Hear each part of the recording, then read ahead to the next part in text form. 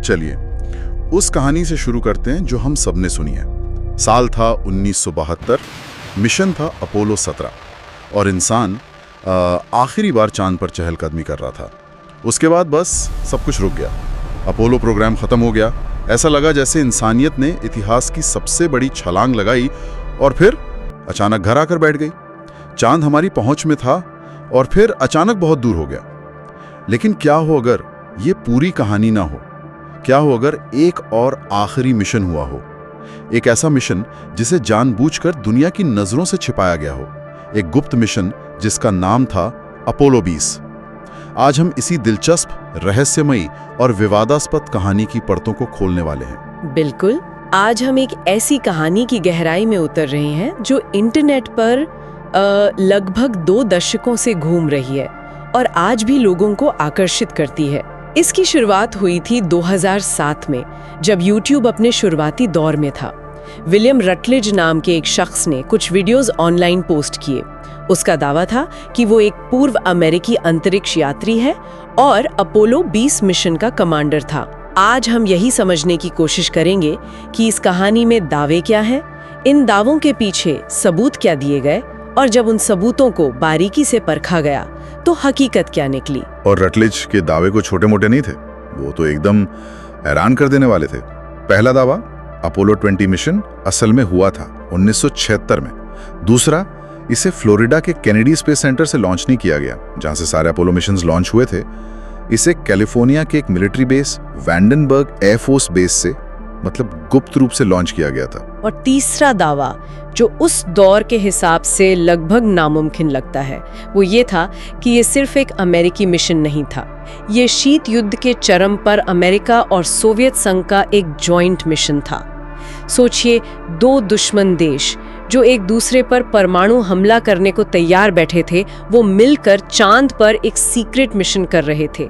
ये अपने आप में एक बहुत बड़ा दावा था। लेकिन सबसे बड़ा, सबसे सनसनीखेज दावा तो वो मिशन के मकसद को लेकर था। ये चांद पर पत्थर या धूल के सैंपल लेने नहीं गए थे। इनका मकसद खोज नहीं, बल्कि एक चीज को बरामद करना था। और वो चीज थी चांद के उस हिस्से पर मौजूद एक विशाल प्राचीन एलियन अंतरिक्ष यान। रटलिज के मुताबिक ये कोई छोटा मोटा यूएफओ नहीं था। ये लगभग 2 किलोमीटर लंबा, सिगार के आकार का एक जहाज था जो लाखों सालों से वहां पड़ा था। और यहीं से कहानी असली मोड़ लेती है। रटलिज ने सिर्फ दावे नहीं किए, उसने वीडियो भी जारी किए। उन वीडियोस में धूल घरे चांद के नज़ारे थे, मिशन कंट्रोल की आवाज़ें थीं और उस विशाल सिगार के आकार के ढांचे के शॉट्स थे।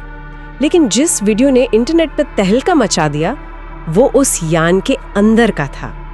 उस वीडियो में एक एलियन का संरक्षित शरीर दिखाया गया था, जिसे रटलिज ने एक अजीब सा नाम दिया, मोनालिसा। इसके बाद तो जैसे इंटरनेट पर आग ही लग गई। यहाँ पर चांद का पिछला हिस्सा यानी फार साइड ऑफ द मून बहुत जरूरी हो जाता है ना। ये वो हिस्सा है जो हमारी पृथ्वी से कभी नहीं दिखता। सही कहा। ये ज्वारीय लॉकिंग यानी टाइडल लॉकिंग की वजह से होता है। चांद पृथ्वी का चक्कर इस तरह लगाता है कि उसका एक ही चेहरा हमेशा हमारी तरफ रहता है। हजारों सालों तक इंसानियत ने उसका दूसरा चेहरा देखा ही नहीं था। वो हमारे लिए एक अनजानी दुनिया थी। हमने उसे पहली बार 1959 में देखा, जब सोवियत संघ के लूना 3 स्पेसक्राफ्ट ने उसकी कुछ धुंधली तस्वीरें भेजी। और वो हिस्सा हमारे देखे हुए चांद से बहुत अलग है। बहुत अलग। वहाँ बहुत ज्यादा गड्ढे हैं, उसकी सतह बहुत मोटी और उबड़ खाबड़ है। वो सच में एक रहस्यमयी, अनदेखी दुनिया जैसा लगता है। और जहाँ रहस्य होता है, वहीं साजिश की कहानियों को पनपने की जगह मिलती है। रटलिज की कहानी के मुताबिक इस एलियन यान को सबसे पहले अपोलो 15 के अंतरिक्ष यात्रियों ने 1971 में देखा था, जब वो चांद का चक्कर लगा रहे थे। उनकी तस्वीरों में ये चीज नजर आई और नासा ने इसे दुनिया से छिपा लिया। फिर इसकी जांच के लिए ही अपोलो 20 मिशन तैयार किया गया। लेकिन यहीं पर कहानी में तार्किक दिक्कतें, मतलब लॉजिकल प्रॉब्लम्स शुरू हो जाती हैं। चलिए सबसे बड़ी दिक्कत की बात करते हैं, Saturn V rocket. Apollo mission को चांद पर ले जाने वाला ये दुनिया का सबसे शक्तिशाली रॉकेट था। 1973 के बाद इस विशाल रॉकेट के लॉन्च का कोई आधिकारिक रिकॉर्ड नहीं है। और ये कोई छोटा मोटा रॉकेट नहीं था जिसे आप छिपा सकें। बिल्कुल नहीं। सैटर्न वी कोई साधारण रॉकेट नहीं था। सोचिए, एक 36 मंजिला इमारत जो आग और धुएं के साथ आसमान में जा रही हो, उसे लॉन्च करने पर जमीन ऐसे कांपती थी जैसे भूकंप आ गया हो, और उसकी आवाज सैकड़ों किलोमीटर दूर तक सुनाई देती थी। तो ऐसी चीज को आप पड़ोस के गैराज में तो छिपा कर लॉन्च नहीं कर सकते? संभव ही नहीं है। ये एक ग्लोबल इवेंट होता था जिसे दुनिया भर के रडार, शौकिया खगोलविद और सैटेलाइट्स ट्रैक करते थे। इसे गुप्त रखना मतलब सिर्फ नासा के दस्तावेजों को नहीं, बल्कि हजारों कर्मचारियों और पूरी दुनिया की नजरों से छिपाना होता। ये लगभग असंभव है। लेकिन कोई ये भी तो कह सकता है कि शायद सरकार ने किसी बिल्कुल नई सीक्रेट तकनीक का इस्तेमाल किया हो, कोई ऐसा रॉकेट जिसके बारे में हम जानते ही नहीं होता। इसके लिए खरबों डॉलर, हजारों लोग और एक विशाल इंडस्ट्रियल बेस की जरूरत पड़ती। इतनी बड़ी चीज छिप नहीं सकती। ठीक है, तो लॉन्च वाला हिस्सा तो बहुत मुश्किल लगता है। फिर भी रटलेज की वीडियो बहुत आकर्षक थे। मैं जब उन्हें देखता हूं तो उनमें एक लंबा चिकना ढांचा दिखता है जो चांद की सतह में धंसा हुआ है।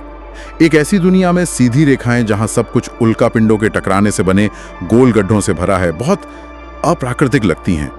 हमारा दिमाग किसी भी जियोमेट्री आकार यानी ज्योमेट्री को देखकर यही सोचता है कि इसे किसी ने बनाया है। वो वीडियो देखकर पहली नजर में यही लगता है कि ये प्राकृतिक नहीं हो सकता। और यही उस धोखे की सबसे बड़ी चालाकी थी। उसने हमारे दिमाग के इसी पैटर्न को पकड़ा। लेकिन जब इन वीडियोस का डिजिटल फॉरेंसिक एनालिसिस किया गया तो कहानी कमजोर पड़ने लगी। सबसे पहले तो आज हमारे पास नासा के लूनर रिकॉनेसेंस ऑर्बिटर LRO जैसे मिशनों की हाई रेजोल्यूशन तस्वीरें हैं, जिन्होंने चांद के हर इंच का नक्शा बना लिया है। उन तस्वीरों में उस जगह पर ऐसा कोई 2 किलोमीटर लंबा ढांचा कभी नहीं मिला। मतलब जहां वो जहाज होना चाहिए था वहां कुछ भी नहीं है? बिल्कुल, वहां सिर्फ सामान्य गड्ढे और चट्टाने हैं। अच्छा। इसके अलावा डिजिटल कलाकारों और वीडियो एक्सपर्ट्स ने रटलेज के वीडियो में प्रकाश, परछाई और बनावट में कई गड़बड़ियों की ओर इशारा किया। बाद में जब और जांच हुई तो पता चला कि कुछ फुटेज तो नासा की सार्वजनिक रूप से उपलब्ध अपोलो 15 और 17 की तस्वीरों और वीडियो को डिजिटल रूप से बदल के बनाए गए थे। अच्छा, तो असली फुटेज लेकर उस पर कंप्यूटर ग्राफिक्स से वो जहाज चिपका दिया गया था? हाँ, एक तरह से वही हुआ। ये तो बहुत बड़ी बात है। लेकिन उस मोनालिसा एलियन का क्या? वो वीडियो तो बहुत असली और परेशान करने वाला लगता है। उसे कैसे समझाया जा सकता है? वो वीडियो इस धोखे का सबसे भावनात्मक हिस्सा था और शायद सबसे बड़ा झूठ भी।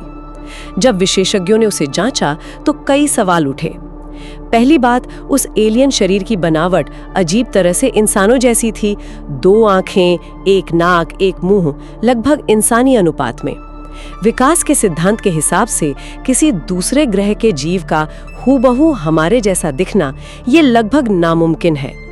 दूसरी बात, उसकी त्वचा की बनावट और जिस तरह उस पर रोशनी पड़ रही थी वो फिल्मों में इस्तेमाल होने वाले लेटेक्स या सिलिकॉन के मॉडल्स जैसी लग रही थी। मतलब किसी फिल्म का प्रॉप। डिजिटल वीडियो की चालाकियों से इतने परिचित नहीं थे। आज कोई उस वीडियो को देखेगा तो शायद तुरंत कह देगा कि ये किसी आर्टिस्ट का बनाया हुआ मॉडल या स्कल्पचर है। और सबसे बड़ा सबूत जो इस पूरी कहानी की नींव हिला देता है, विलियम रटलेज नाम का कोई भी अंतरिक्ष यात्री नासा के रिकॉर्ड में कभी रहा ही नहीं सोवियत रिकॉर्ड्स में 1975 के अपोलो सोयूज मिशन के बाद किसी भी संयुक्त चंद्र मिशन का कोई जिक्र है। ठीक है, तो तकनीकी तौर पर और सबूतों के लिहाज से ये कहानी पूरी तरह बिखर जाती है। लॉन्च असंभव, वीडियो में झोल, एलियन एक मॉडल जैसा लगता है और अंतरिक्ष यात्री का कोई रिकॉर्ड ही नहीं है। इतना सब कुछ होने के बावजूद ये कहानी आज भी जिंदा है। लोग आज भी इस पर बात करते हैं, यकीन करते हैं। सवाल ये है कि क्यों? आखिर इस झूठी कहानी में ऐसा क्या है जो लोगों को अपनी तरफ खींचता है? इसके पीछे कोई एक कारण नहीं, बल्कि कई गहरे मनोवैज्ञानिक कारण हैं। पहला और सबसे बड़ा कारण है शीत युद्ध की सच्चाई। उस दौर में सरकारें सच में बहुत कुछ छिपाती थीं। वो गुप्त जासूसी उपग्रह लॉन्च करती थीं, सीक्रेट मिलिट्री प्रोजेक्ट्स चलाती थीं। तो जब कोई कहता है कि सरकार ने एक और मिशन छिपाया, तो ये बात उस दौर के माहौल को देखते हुए पूरी तरह अविश्वसनीय नहीं लगती। एक तरह से असल सरकारी गोपनीयता ने ऐसी कहानियों के लिए जमीन तैयार कर दी। मतलब ये कि क्योंकि वो सच में कुछ छिपाते थे, इसलिए ये यकीन करना आसान हो जाता है कि उन्होंने सब कुछ छिपाया हुआ। बिल्कुल। दूसरा कारण है अपोलो कार्यक्रम का अचानक बंद हो जाना। ये बात आज भी बहुत से लोगों को अजीब लगती है। सोचिए, इंसानियत ने अपना सबसे बड़ा सपना पूरा किया, हम चांद पर पहुंचे और फिर बस वहां जाना बंद कर दिया। ये ऐसा है जैसे कोई सालों की मेहनत के बाद माउंट एवरेस्ट पर चढ़े और फिर पहाड़ों की तरफ देखना ही छोड़ दे। वो अचानक रुक जाना कुछ लोगों को बहुत खटकता है और उन्हें लगता है कि इसके पीछे जरूर कोई बड़ा राज होगा। शायद हमें वहां कुछ ऐसा मिला जिसे छिपाना जरूरी था। ये तो दिलचस्प बात है। क्या आपको लगता है कि अगर अपोलो प्रोग्राम धीरे धीरे एक एक करके मिशन कम करते हुए खत्म होता तो ऐसी कहानियों को उतनी जगह नहीं मिलती? क्या वो अचानक रुक जाना ही शक का बीज बोता है? उन्होंने उस खाली जगह को भर दिया। और तीसरा और शायद सबसे शक्तिशाली कारण है खोज की भावनात्मक अपील। ये विचार कि हम इस ब्रह्मांड में अकेले नहीं हैं, ये बहुत गहरा और आकर्षक है। रटलेज की कहानी एक फिल्म की स्क्रिप्ट जैसी थी। लाखों साल पुराना यान, प्राचीन गलियारें और एक रहस्यमयी एलियन मोनालिसा। ये एक आधुनिक मिथक जैसा है, जैसे देवताओं के आसमान से उतरने की प्राचीन कहानियां होती थीं।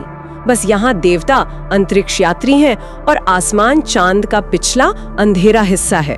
तो अंत में जब हम भावनाओं और इच्छाओं से हटकर सिर्फ सबूतों की तरफ देखते हैं तो तस्वीर क्या बनती है? तस्वीर बिल्कुल साफ हो जाती है। कोई लॉन्च रिकॉर्ड नहीं, कोई अंतरिक्ष यात्री रिकॉर्ड नहीं, मिशन से जुड़ा कोई टेलीमेट्री डेटा नहीं।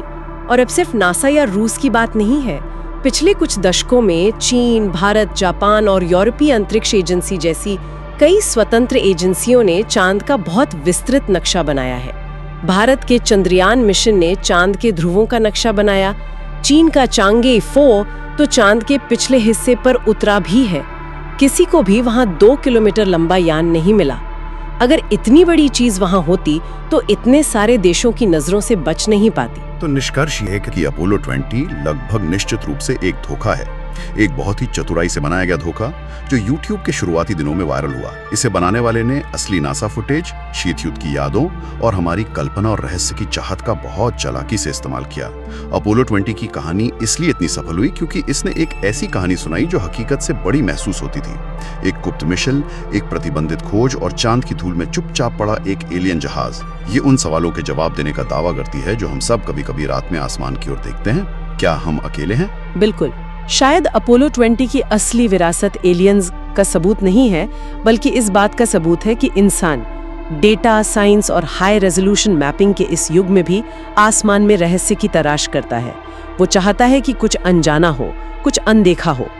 चांद का पिछला हिस्सा आज भी उसी चीज का प्रतीक है जो हमारे नजरों से ओझल है, जो हमारी पहुंच से बाहर है।